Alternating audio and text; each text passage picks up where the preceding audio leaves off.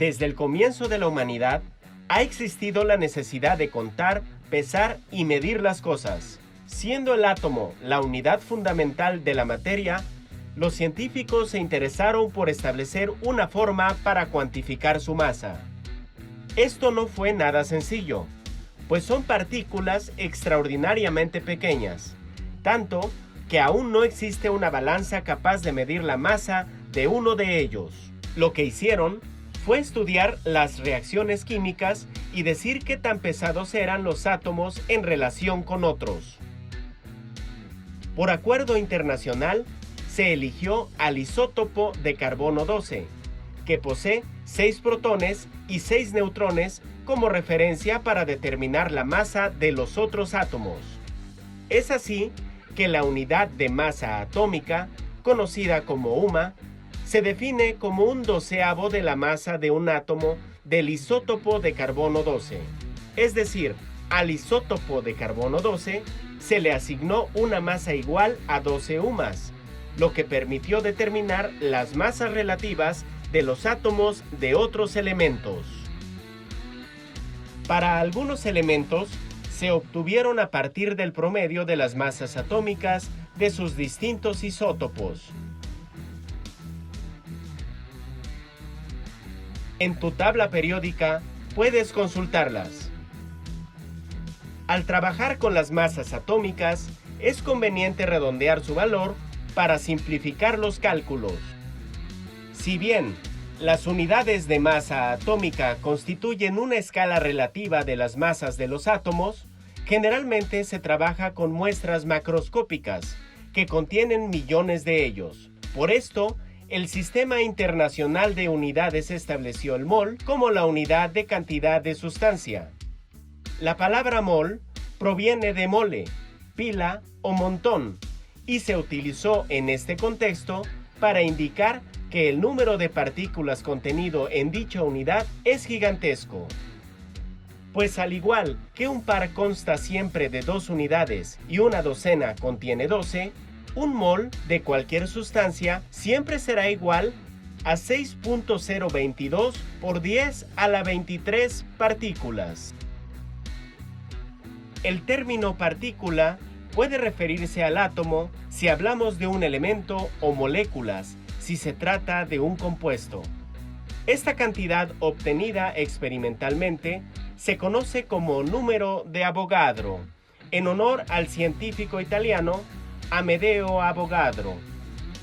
El sistema internacional define un mol como la cantidad de sustancia que contiene tantas entidades elementales como átomos hay en 12 gramos del isótopo de carbono 12.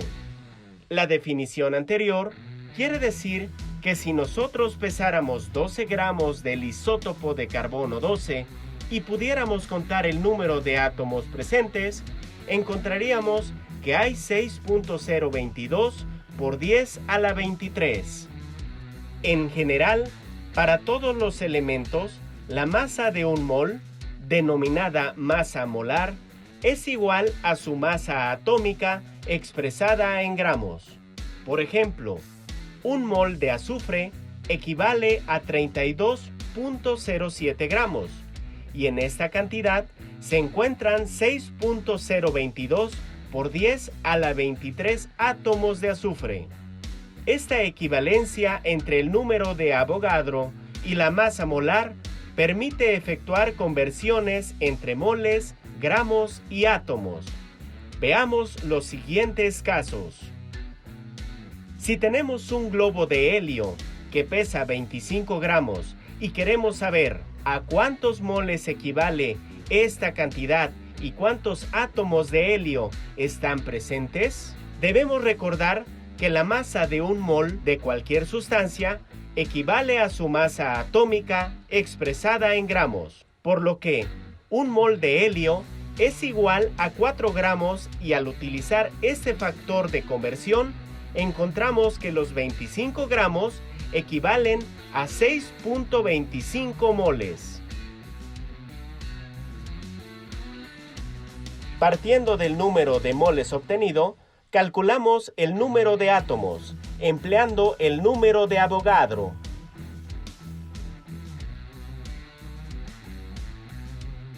Para trabajar con los compuestos, debemos calcular su masa molar sumando las masas atómicas de los elementos que los constituyen. Por ejemplo, la masa de un mol de agua se obtiene sumando las masas atómicas del hidrógeno y el oxígeno, tomando en cuenta que hay 2 átomos de hidrógeno. El resultado se expresa en gramos.